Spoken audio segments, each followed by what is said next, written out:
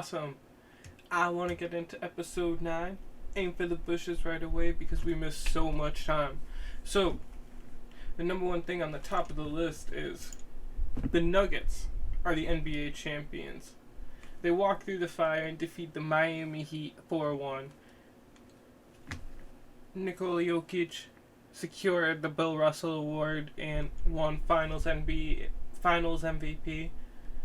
Truly a feature to behold, and the Nuggets are just riding high after that incredible victory. Dame is looking to potentially move on from the Blazers, as he feels most likely he will never win if they choose not to invest in him, surrounding with the proper talent. It seems like he's not interested in going to the Celtics and even laughed off the thought of coming here. I don't know why I feel so awkward today. We'll get more into the vibe of it though, you know. To continue on with the NBA season though, Ja Morant is going to be suspended for flashing another weapon on NBA Live, on IG Live. We are just wrapping up with the finals, so probably in the next week or two we'll see his suspension, since they were waiting for the end of all the NBA season to roll that out. But it's looking like it's going to be pretty tough for him. Zion has also in the past few weeks been wrapped up in some controversy regarding baby mama drama. It's been tough, but at the end of the day, he's gonna have to get through it and get back on the court, because that's the number one thing nobody's seen from him up until this point. So that's his shot, should be his focus no matter what is going on out here. I feel like I just want to get that out there.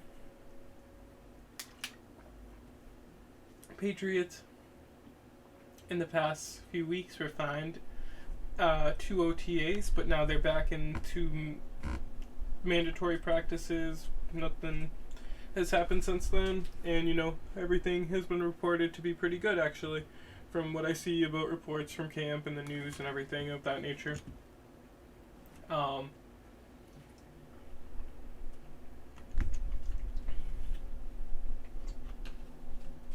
So, DeAndre Hopkins was cut since the last episode. He's interviewed with the Titans so far and is now looking to go check out the Patriots next. Of course, they have to take a look with the wide receiver room that they have. Hopefully the interview goes well. It'll be a good pickup if they can do it. The first session of the OTAs occurred, and the rest of the practices have given. The first session of OTAs gave us a good taste of Christian Gonzalez's athleticism, the first round pick of the Patriots, but the rest of the practices have followed up with some nice showings from the young player. He has a lot to show for the team, or has a lot to prove with the team, as a number one or as their first pick, but I think so far he's doing pretty well. The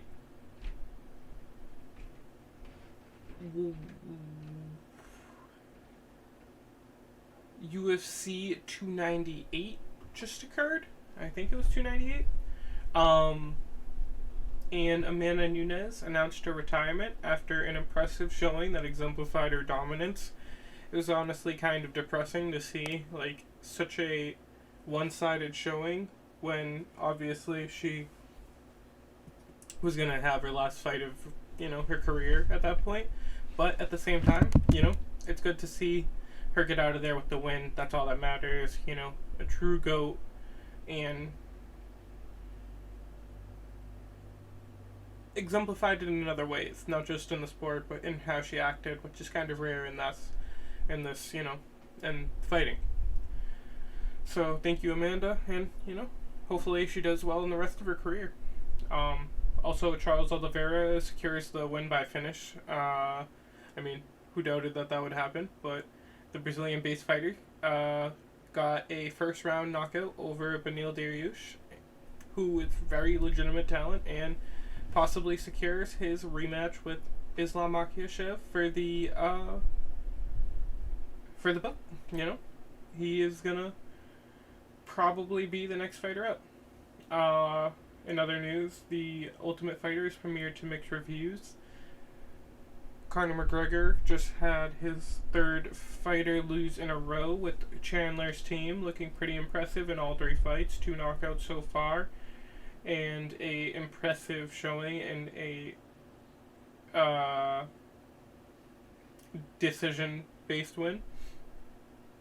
So Conor McGregor definitely has to step it up because Chandler's team is absolutely destroying him. Then the Aljo, in other news with the UFC, the August 19th Boston card had the Aljo and Sean O'Malley fight seemingly booked for then. Aljo's been talking a lot about it, calling Sean O'Malley out for trying to get him to book it as soon as possible and having Dana work with him on that, but it seems like it's going to happen. It's, still being talked about, still everywhere posted for the UFC website, UFC advertisement, so I would expect that it's what they expect, and, until I hear otherwise, that's what's going to happen, and hopefully I get to go and show you guys a little bit of what happens. So, we also have Khamzat is still not booked officially, even though Abu Dhabi is closing in. I just wanted to give a little bit of an update on that, I guess. I wrote that down, so I thought that's kind of funny to read after checking out some of my notes. But, something else I was reading today is that now, probably a bit less, Conor McGregor is under 48 hours to be able to fight, to be able to enroll with USADA so that he can fight at the final card of the year. If he does not, then he has no ability to make it to that card, and you're looking at a fight in 2024 because he can't pass a drug test, most likely, at least not right now, which is kind of scary, but whatever. And finally, Dana White has made Tyson Fury an offer for a fight with John Jones in the Octagon. Of course, Tyson Fury refused, saying that he fights Kingsbury only. No going to the ground for him, boy. So, I don't think it's going to happen, but something that's been talked about a little bit over the past month, and John Jones even entertained the idea of a boxing match to some degree, which, he knows the reality of what would happen, but hey, if he can make the money, right? And then the Vegas Knights have taken the Stanley Cup home in the NHL, and the Florida Panthers have finally have their train halted. At the end of the day, they had a great team, that showed a lot more than it really was expected of it, but at the end of the day, they ran into a brick wall with that Vegas Knights team. Cassidy all the way down, everybody had some fire under their ass and wanted to win. So, let's get into this episode. Let's go. At night.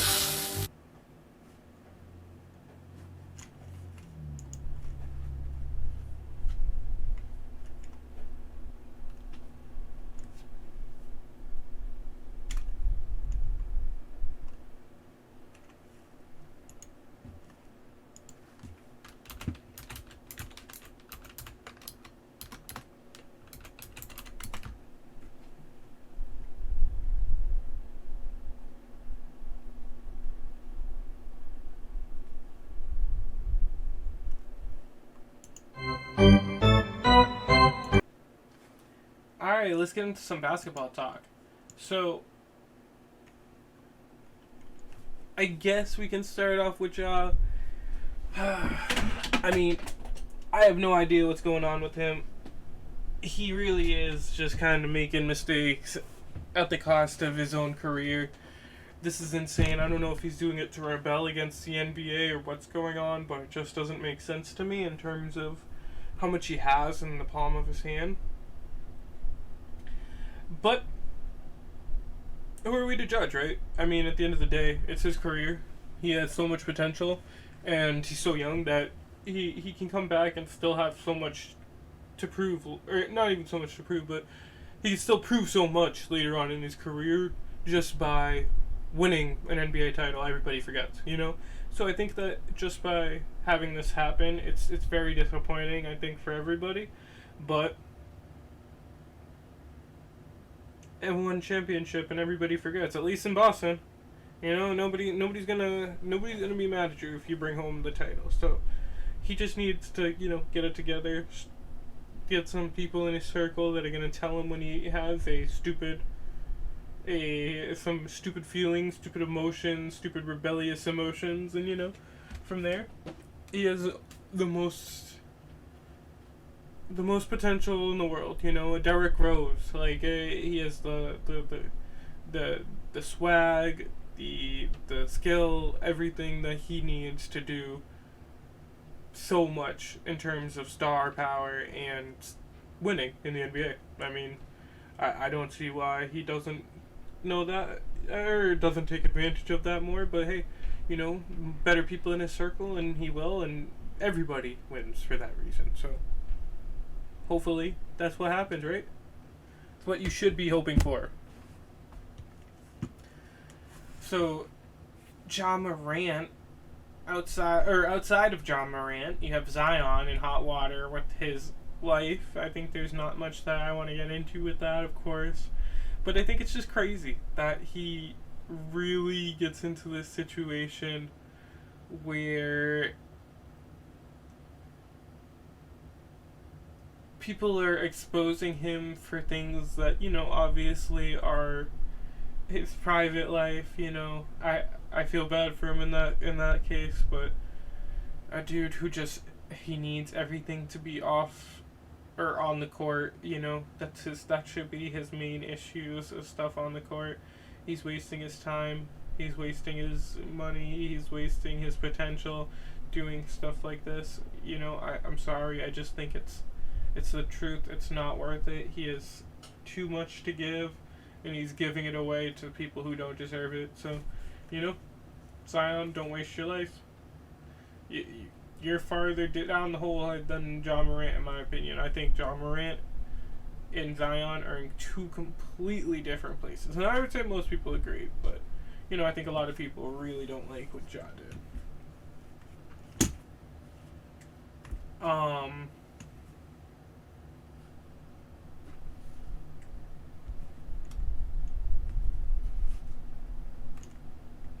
So,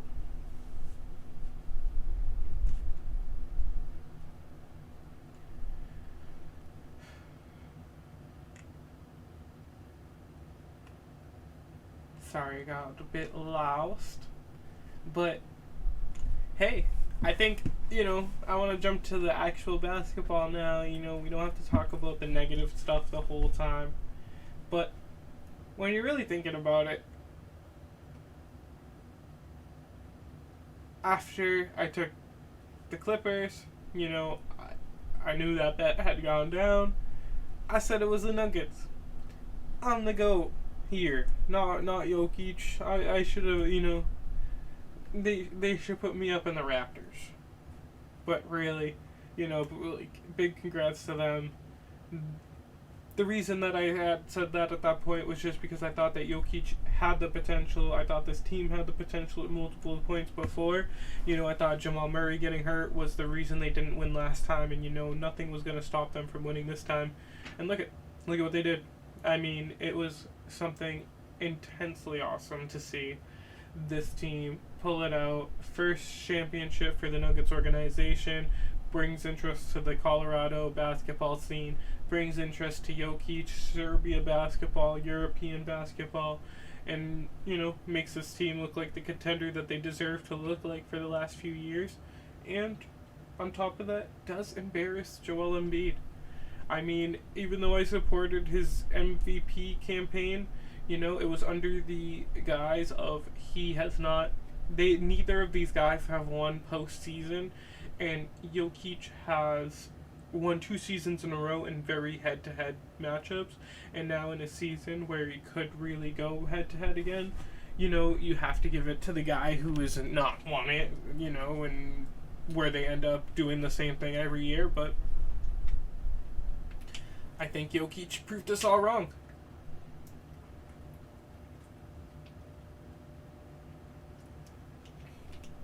I think he showed the difference between doing it and taking breaks and doing it. And I guess, being doing it in the regular season, because it's, just easy. And it's possible. If you're not facing people who are trying their hardest, you can dominate with maybe 30 points and however many rebounds a game. But once people start trying, all of a sudden the game gets really hard, right? But this team, as in the Nuggets, is left with the best situation going forward. They have a great player. They have a great cast of players behind them, and if they can continue to pay them, then I don't see why they wouldn't go forward with the same team minus a few changes to maybe pay them more or whatever. It does not matter because they have some of the best main members of the team, and that's really what matters in the NBA. Outside of that, of course, you got to talk about the Heat. They put up a great fight. They had some insane showings. Strus, Martin, obviously Butler, Adebayo, all showed up, did their thing, had very important matchups with, different people throughout the playoffs, and, were able to do things that made this team succeed past what it probably should have. And, I think a lot of people would agree with that. So it's just really cool to see in that way that they not only succeeded more than they should have, but did it with players that you never would have expected to see. But at the same time, of course, we'll run back to how that affects the teams that lost to them, including the Celtics, which is just an embarrassing showing because the Heat should not have been as good as they are, which is why it's so impressive to see, I think in any sport, people would understand that. But, they did kind of conk out when, they went up against the best player in the world. And Jokic right now, I think, is the best player in the world. His stats, the Russell Westbrook type fake-looking stats, times the fact that he's also obviously a performer in, high pressure situation moments. He's a killer, as people want him to be. And if he wins another championship, then he obviously is, the best player in the world without a doubt.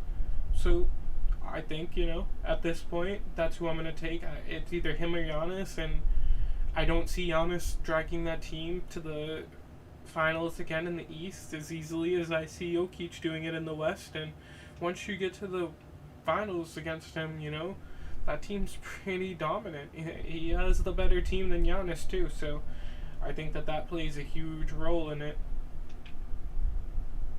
But even if it plays a huge role in it, doesn't matter. It's who's winning, who's showing up. And right now it's Jokic. By far, it's Jokic. Number 1.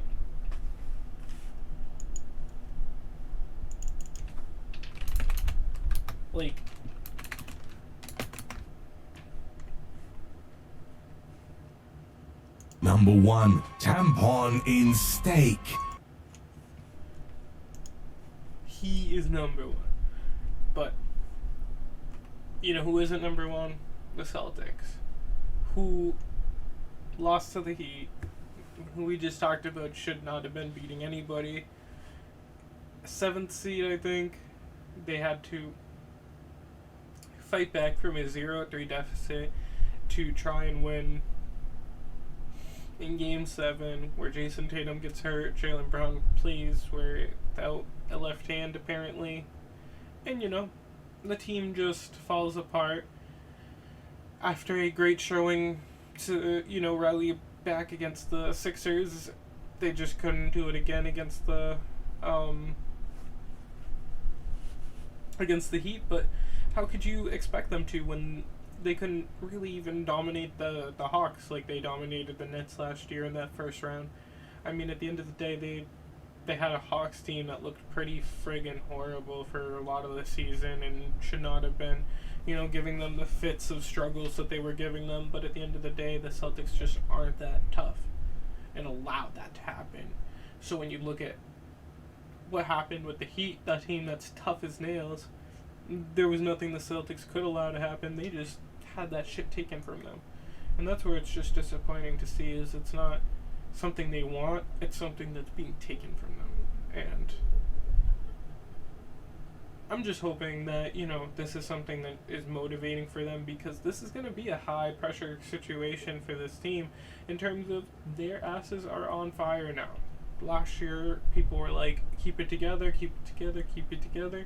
Now they're like, maybe split it up. Jaylen Brown, maybe not that guy. Jason Tatum, possible, but everybody else has to be considered a maybe, you know? Like, that's it. And I agree with that. You know, if you look at it on a per player and coach basis, obviously the coach is an issue. Obviously, he's the youngest coach in the league, took over one of the toughest situations, and from this point on has to deal with a high pressure, highly volatile situation with a bunch of honestly pretty bratish players.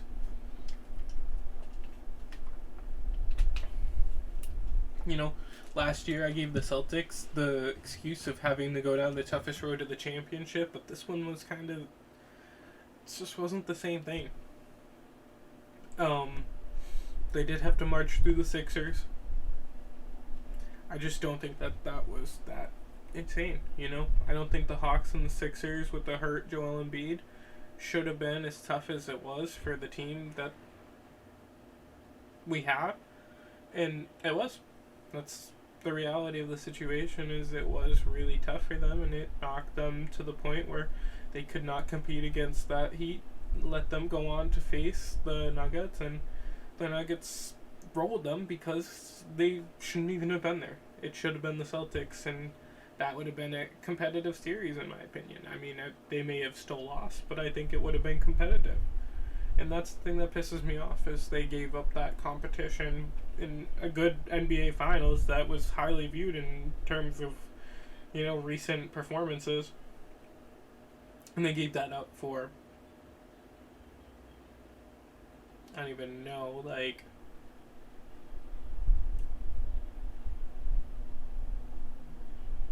they just gave it up for nothing, really. You know, they gave it up for their coach, they gave it up for themselves, everything. They just gave up for everything.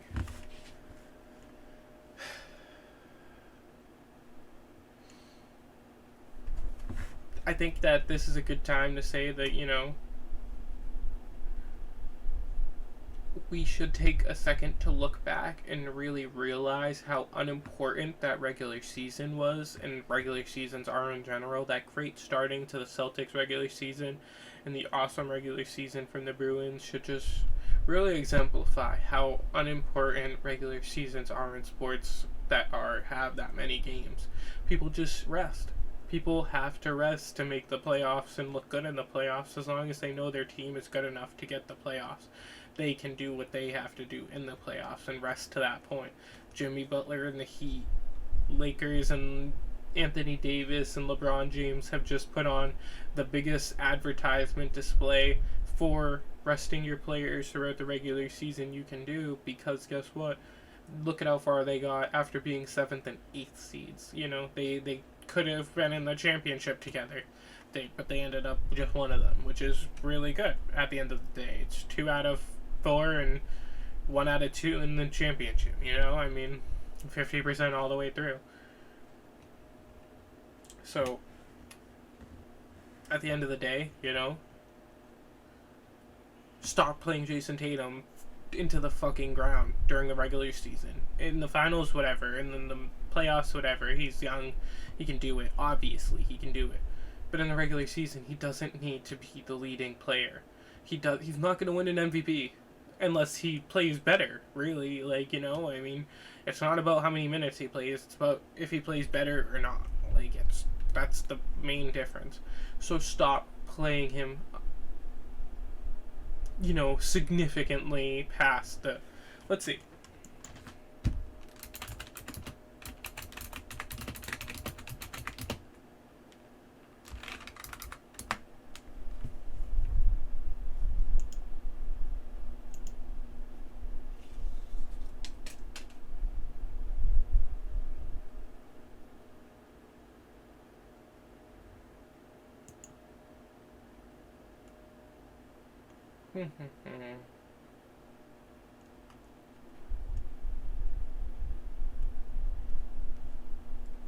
Well, minutes played in the playoffs, you have Jason Tatum still top 3, even though he didn't play in the finals. And the other players in the top 5 did. But outside of that, there's actually no player on the Lakers until 14. So let's look at regular season, though.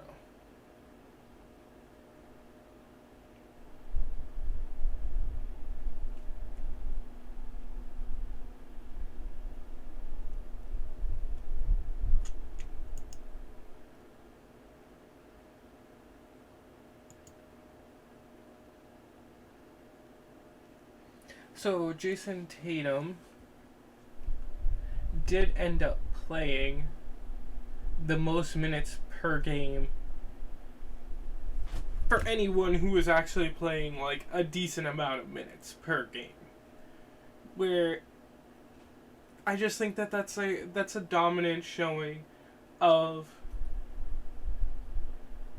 especially for the teams that are out there. You know, the Celtics were leading where these other teams were trying to fight for playoff spots, who had people who had the most minutes per game. All around, it just shows that he's just focused on his personal stats way too much. And I know that's something stupid to say for a lot of players, but it just is true about Jason Tatum. He's not won anything, and he acts like he's won the whole championship and everything back around because he made the Eastern Conference Finals a couple times and the Finals once and lost in 6 games to a Warriors team that just wasn't that good. I mean, all around, the team is very unsuccessful in the past 15 years. And, you know, outside of their last title, they're very unsuccessful in the last 35 years. And that's why I don't think you should blow it up. But Jaylen Brown has very slow, thin ice, in my opinion. He's already shown that he wants to leave. He's already said it.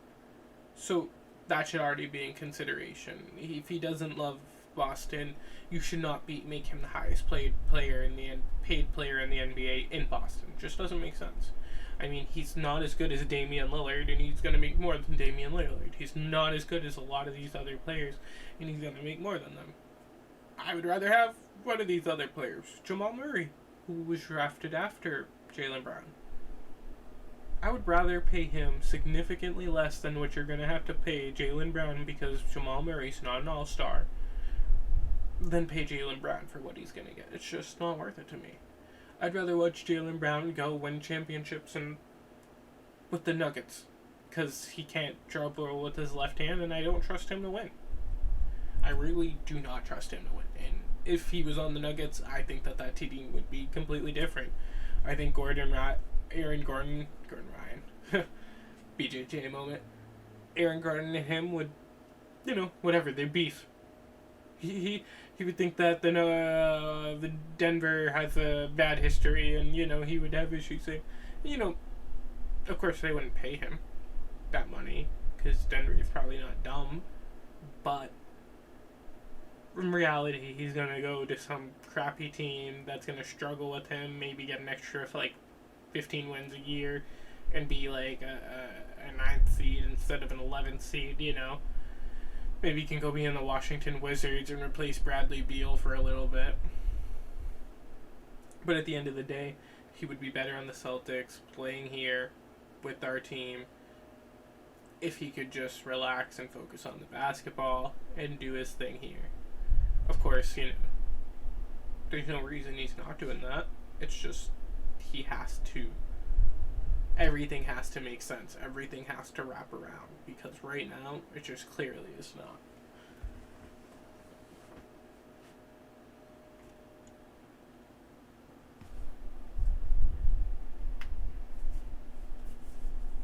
And I think that something I wanted to talk about just on another point is if we're looking at the finals MVPs, just something I've been on my mind, I think it's a good indicator as to who the killers, the best talent of the NBA is. If you're looking throughout it, it's repeats of the same greats. You see people like Steph Curry, you see people like KD. And Steph Curry got one just now, but hey, you got this. Steph Curry, KD, LeBron, you got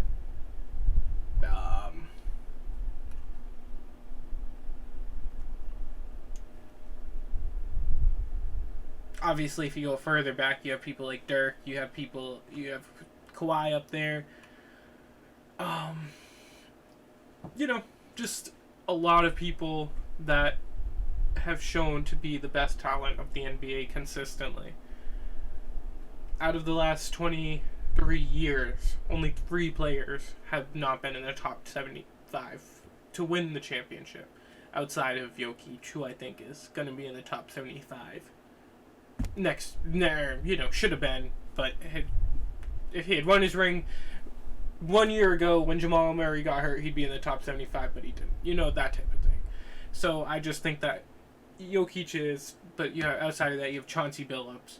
You have, who is it? You have Chauncey, Andre Iguodala, and Tony Parker, who are those 3 players, who are exceptional talents and people who are still talked about today, especially, Chauncey Billups and Tony Parker. But I think that when I was looking at the list, something that's just kind of struck me was that a lot of the talent isn't the people that we have for that new generation of stars. You have a lot of people who have kind of popped up in the last few years. You have obviously Tatum and Brown, who have not won anything up until this point and are still very young. You have Booker. You have Morant, Embiid, Young, Trae Young, and Luka Doncic, and even kind of Butler, all named as really potential stars, greats, who, depending on the name, whatever, where their star power is, but, none have sealed the deal, and they all need to.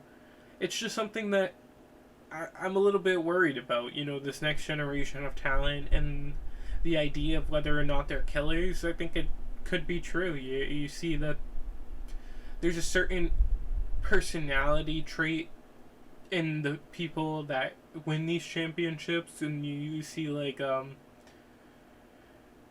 you see Jason Tatum versus Giannis. I think everybody before they had won rings was saying that Giannis was a different kind of guy than a lot of the NBA players, and now that he's won a ring, they say that the same exact thing. I just don't think they'll say that about Jason Tatum. They'll say that he's great, but they just won't say that his personality and mindset and his killer instinct was the thing that got him there.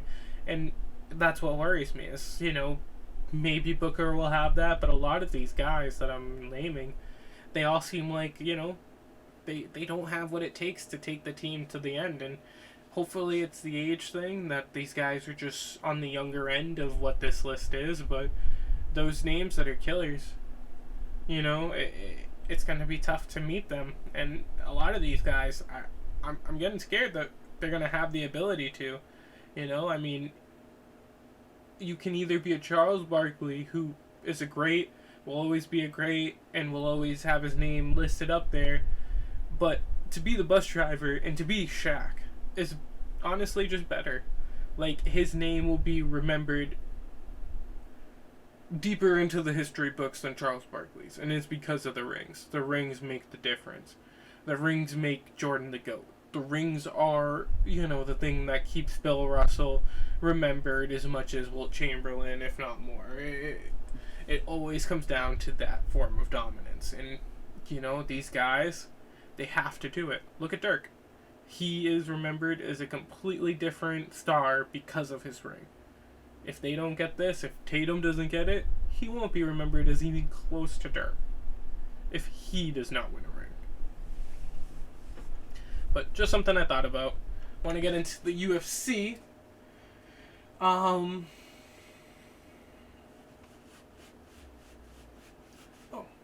God. I said 279? God, it's 289. 297, 279 I might have said. I don't know what I said when I said that Nunes card was that, but I think it's UFC 289. And Nunes, of course, we talked about it, wrapped up her career, dominated, secured the GOAT status. Nunes, the GOAT.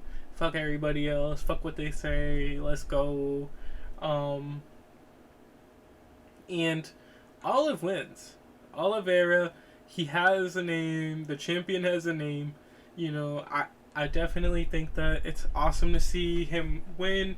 Awesome to see the Canadian fans, show their support for him so freaking heavily, which of course I expect because he's one of the faces of the UFC. I mean, I could have told you that, but, to see it actually play out in real time, it's just awesome. I think that everybody resonates with the story, resonates with the toughness, and, just his finishing ability. I think that's the key factor, is when a person wants to go out there and finish every single fucking time, people want to watch the fight and want that dude to win. Same thing with Mike Tyson. I think that people just want to see that dude rip people apart, and as much as people want to see him lose to some degree, no. I mean, you do because, lose by finish a lot of the time, but most people want to go in there and see that fucking, that dude win that championship at least because of the heart, the love, the fight, and everything around it. So after writing him off again, he probably is going to fight Islam for the championship in Abu Dhabi. I find it hard to bet against my boy Olive again because I bet on him the first time. I had my argument as to why I thought he would win, and I think that obviously it fell apart, but he had the nerve, he had everything riding against him. It was in Islam's home territory, first time fighting him. This guy had everything going for him. I really hope that Charles wins, but I can't really say that he will. Islam's too good. Islam has not lost in front of my eyes, and up until this point he's looked completely dominant. Outside of the Volk fight where he had some holes but still won and had great stand-up, great ability to do certain things. I think that it's going to be very tough for Islam to do anything. Charles to do anything without the stand-up, and I think Islam's stand-up is surprisingly better than most people thought, and better than Charles. And from that reason, he's not going to be able to do anything on the ground or do much on the ground or standing up, and that worries me. It really does, that's why I can't really bet against Charles outside of how much I love him. It just, there's some degree of factual, analytical thought process that has to be taken into it, and I don't see him being being superior in any facet of the game, on the ground, standing up. I think that he's superior to pretty much everybody else in the world standing up, or everybody else in his division standing up, and Islam Makhachev is better than him, and So when you think about that, it's like these guys are fucking, there are levels to it, and hopefully, Charles can win and prove that he's on that level. But right now, we have nothing to go against with Islam, outside of the fact that if your cardio is insane and you can keep on pumping, you definitely can get the win. You can even probably knock him out to some degree, or finish him. It looked like Volk had the opportunity to at different points in the fight, and Charles is probably a more apt finisher than Volkanovski. So we'll have to see. We got the Justin and Dustin fight going on soon for the BMF title, which apparently Nate Diaz does not think they deserve because they're a bunch of dorks. Kind of agree. I don't think they really are bad motherfuckers in terms of personality. They're really nice dudes in terms of, how they present themselves and everything. I think that the whole idea of it was supposed to be they're assholes, abrasive, fuck you, like that type of thing. So I do get what he's talking about, but I think that, it'll still be an awesome fight because they're bad motherfuckers in the ring, and that's really what matters. And at the end of the day, like, who fucking cares when they're gonna fucking rip each other apart? These guys are gonna destroy each other, and it's gonna be an awesome, whopping show. And, hopefully everybody is gonna get to see a great knockout by at least one of them, and hopefully, I think, in my opinion, I want to see Justin get his win. I think he's moving up in the division, and I'm ready to see his dominance. I'm a Justin Gaethje fan. So, hopefully Justin Gaethje wins and goes and gets choked out by Charles Oliveira. That's my dream. That's my dream. Oliveira wins his title. Islam doesn't get his rematch. Gaethje does, and we see Oliveira choke him out to retain his title. So UFC 292 is coming up, with Boston being the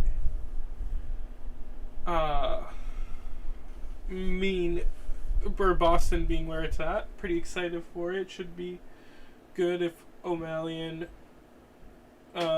Sugar Sean are fighting.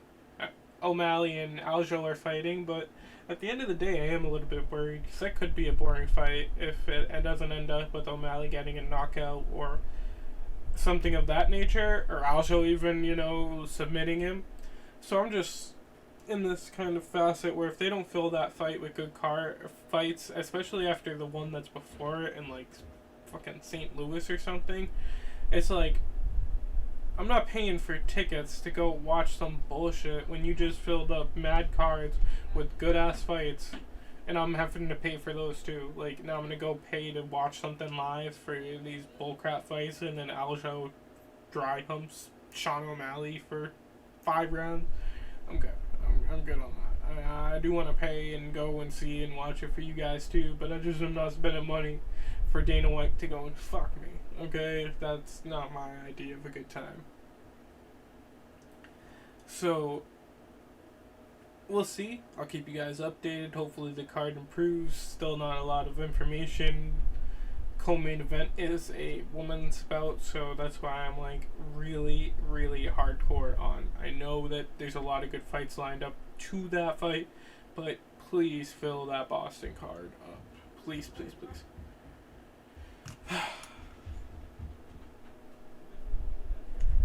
I also think that I want to do a little bit on the quick turnaround time for Aljo. It's a little bullshit, obviously. Everybody knows that. Dana White is trying to fuck Aljo, obviously. I get why. He's a boring fighter. He has boringly taken a lot of title defenses and secured a spot at the top of history in his division without really doing too much in terms of impressing anybody. So, you have a dude who can kind of be a cash cow and for himself and for the UFC. And I think that they want to give him that opportunity in a place like Boston, obviously. And for that reason, I get it. But at the end of the day, I think that Aljo does have a place at the top of his division's history, and for that reason, he deserves the respect to choose not to turn around in 4 months to fight some fucking bum who has not really proven anything in the UFC outside of a super bullshit win over Piotr Jan and then sitting out for months until this one. But it's what happens. We'll have to see. And hopefully, Sean O'Malley gets shoved back into the fucking mountains of Montana or whatever the fuck he's from. Some fucking bumfuck little town, fucking polygamous fucking bullshit areas where you get rainbow dyed hair. What the fuck is wrong with it?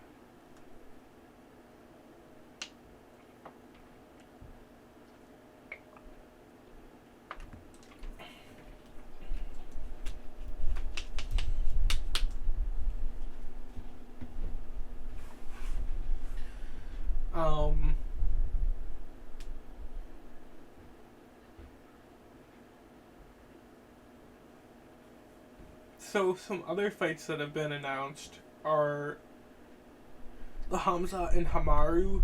Abu Dhabi has been announced as a potential fight.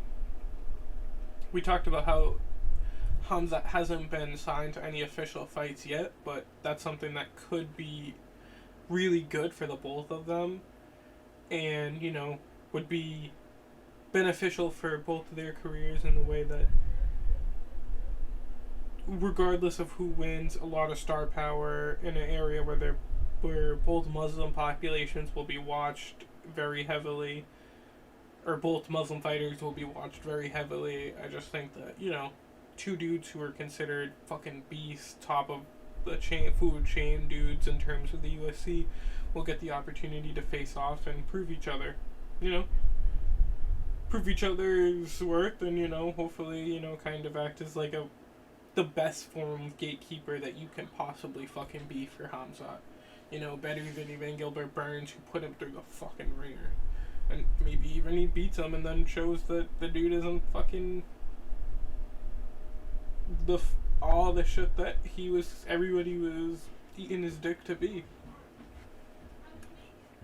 But we'll have to see. Khamzat has to fight. That's the issue, though.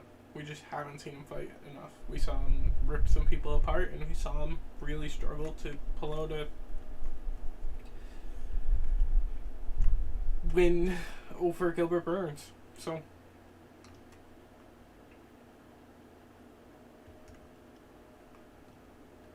outside of that, I definitely want to talk about DeAndre Hopkins and the Patriots in terms of a more in-depth conversation. Of course I want him here. I think he's a great talent and really improves our wide receiver room. But at the end of the day, I don't think that I don't think that DeAndre Hopkins makes enough of a difference in terms of the team's overall skill and talent to make it 1 or 2 game win difference. I mean, at the end of the day, I don't think DeAndre Hopkins was ever that good. I really, really don't get the overall hype. I mean, I know that he has great statistical seasons, trust me. 1,000 yards, I get it. I just don't think he was that good. I really don't think, no real winning to prove it.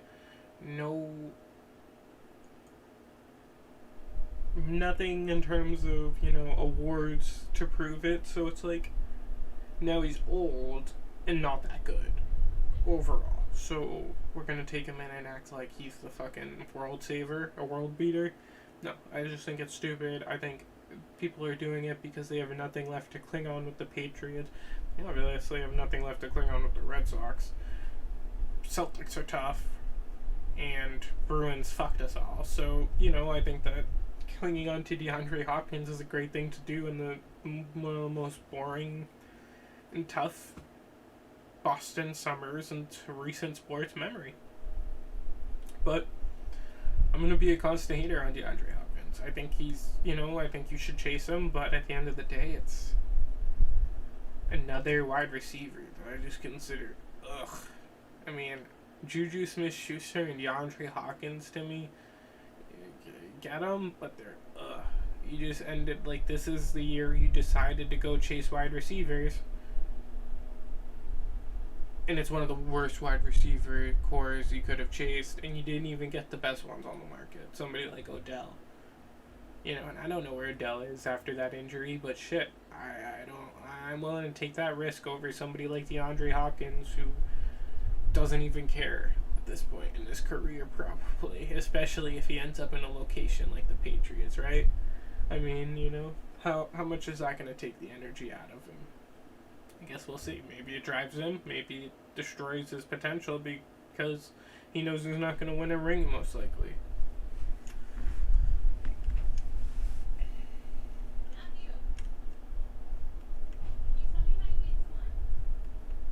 But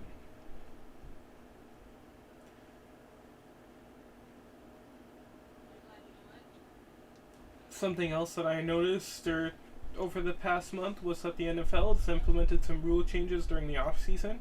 One of them is they're flexing Thursday night games, and the other is that they are having all fair kicks brought out to the 25-yard line, regardless of where the fair kick lands, whether it's in the end zone or the 5 to 10 yard line. So it gives players the opportunity to just kind of safely fair kick a ball from wherever they want, and makes running much less part of the game.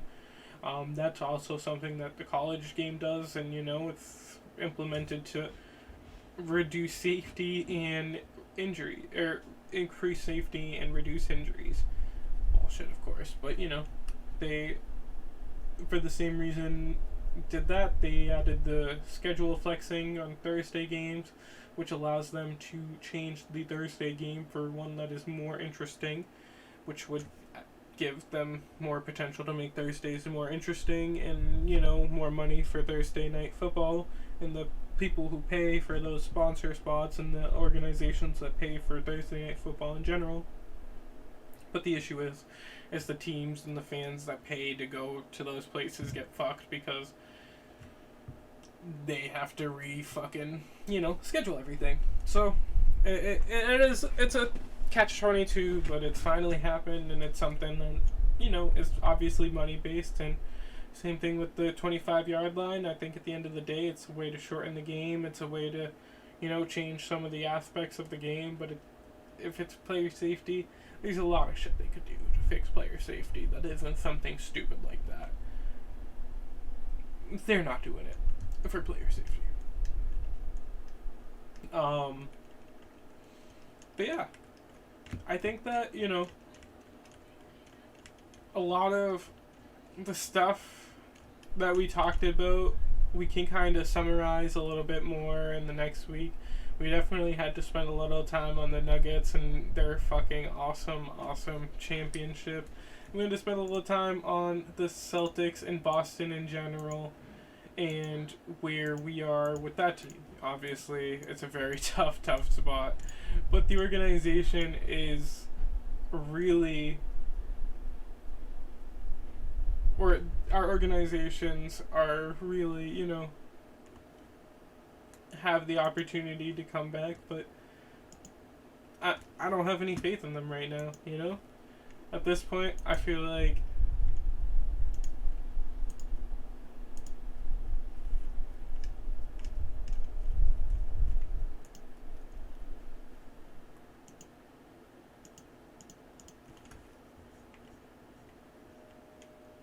You thinking what I'm thinking, partner?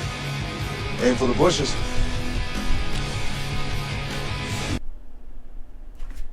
I don't know if I placed it in that well, but this is the aim for the bushes episode because I have no faith in the fucking Celtics, the Patriots, the Bruins, or the Red Sox. So, thank you for listening to Jacob at night. and I'll talk to you later.